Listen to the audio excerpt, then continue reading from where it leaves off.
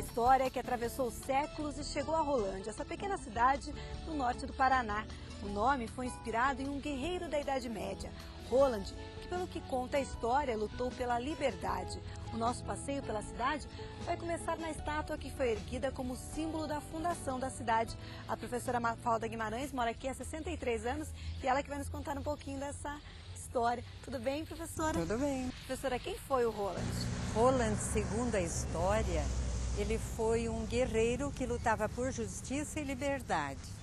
E como um dos fundadores da escola morava em Bremen, onde existe uma estátua dele, então, para fazer o marco da cidade, comprovar que ela foi fundada e os imigrantes eram alemães, eles resolveram fazer uma reprodução dessa estátua e trazer para Rolândia.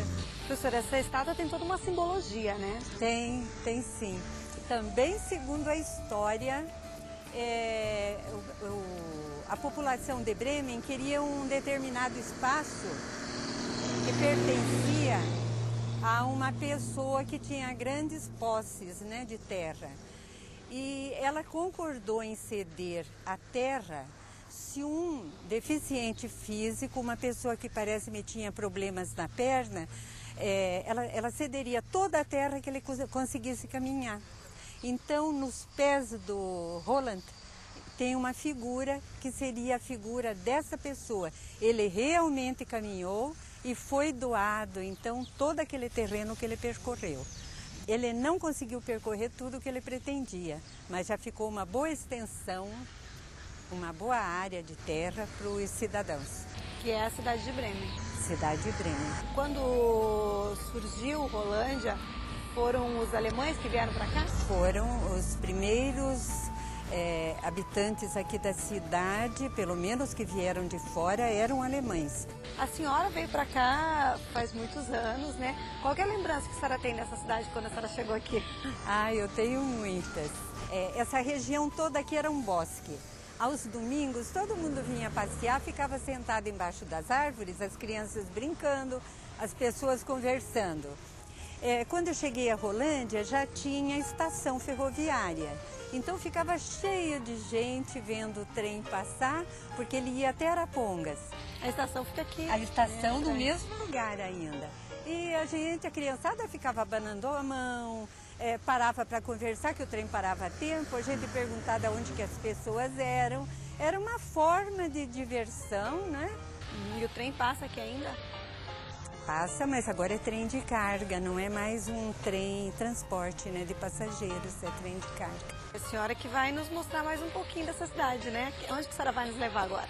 Olha, eu acho que seria interessante nós irmos à igreja de São Rafael e ao cemitério, que foi o primeiro da cidade. Vamos lá então? Vamos?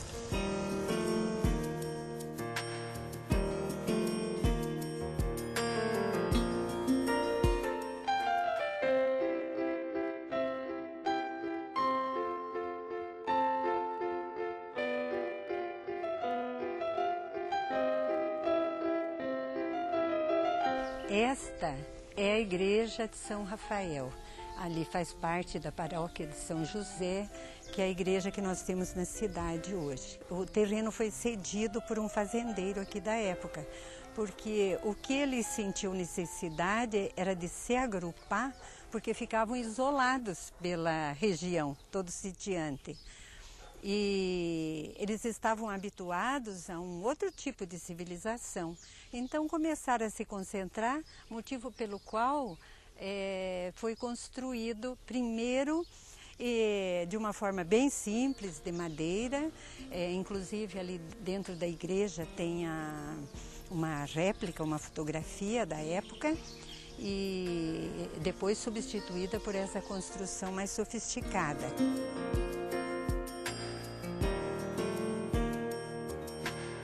Nada melhor que uma igreja para juntar a comunidade. Eu acho que a primeira coisa que geralmente é escola, igreja e um cemitério por necessidade, né? Vamos dar uma olhadinha lá dentro da igreja, não fala.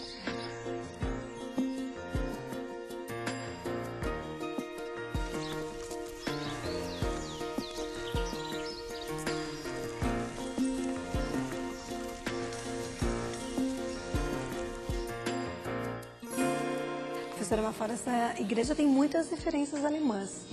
Tem, porque normalmente quem encabeçava esses movimentos para vamos fazer igreja, vamos fazer o cemitério, foram os fundadores, os primeiros habitantes.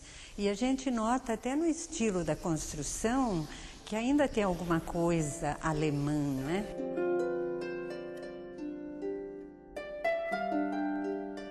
Vamos conhecer o cemitério, então? Vamos.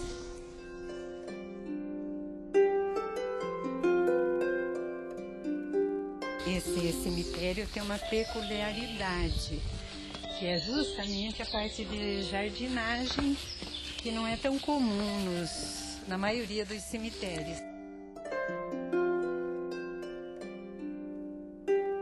A própria visão que eles têm de morte, que se a gente pensar bem, é o renascer, né? É motivo de alegria e não como às vezes a gente encara hoje a morte. Porque aqui você vê, sugere tranquilidade, beleza, um lugar agradável, né? Repousante. Mas não são só alemães que vivem aqui em Rolândia, né? Não. Havia muitos japoneses, italianos e portugueses. E todos eles se encontram na igreja matriz aqui da cidade? Na igreja matriz, que faz o papel do pai e a mãe, reúne todo mundo ali, independente de se é italiano ou alemão, porque, né? E é para lá que a senhora vai nos levar agora? Vamos. Então, vamos lá.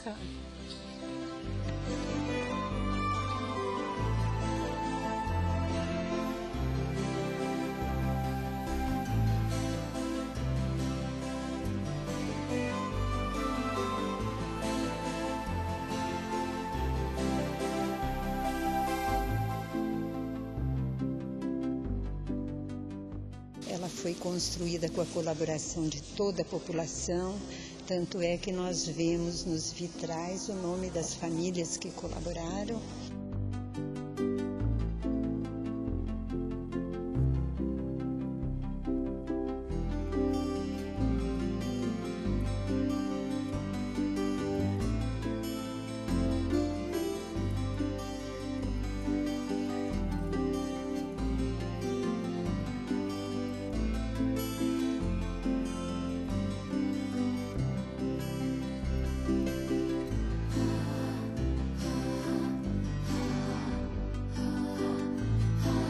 A gente vê ali na frente que tem fotos que não são de santos, né? Tem fotos de personalidades, de sacerdotes. Por que tem essas fotos aqui? As pessoas homenageadas naquele recanto são pessoas que colaboraram com a comunidade aqui de Rolândia, não é? Ora por sua visita, ora por algum benefício. E o que eu acho bonito, o reconhecimento, né? Por aqueles que fizeram alguma coisa pela cidade ou pela comunidade. A gente pode falar que essa igreja é onde as etnias, as diversas etnias se encontram. Se encontram, Existe essa união, né? Esse congressamento das várias etnias e religiões.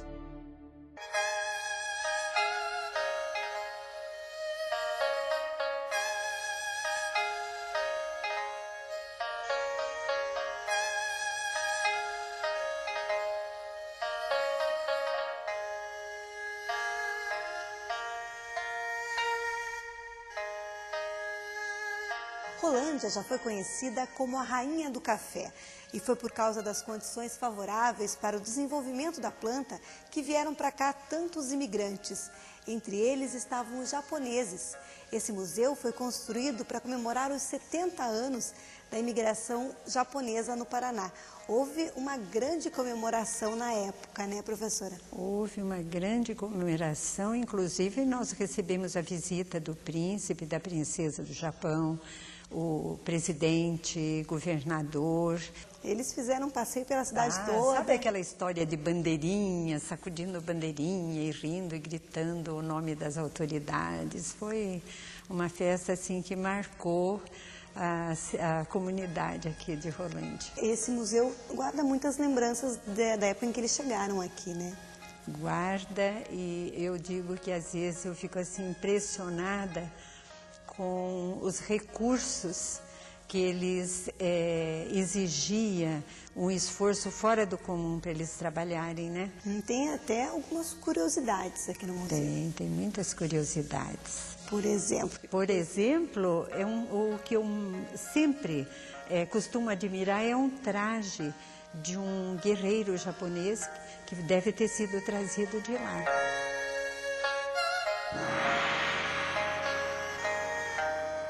Tem algumas peças que até hoje os japoneses gostam de usar, né? Por exemplo, tem máquina fotográfica aqui, daquelas bem antigas. Parece-me que é um hobby de japonês, né?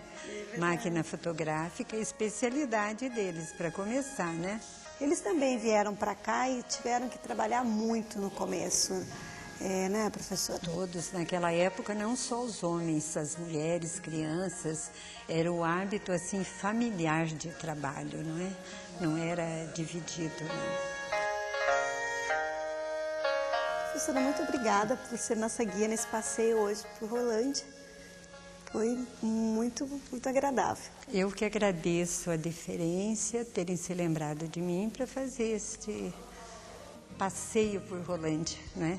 Valorizando o nosso patrimônio e aquilo que nós podemos oferecer para os que aqui vêm.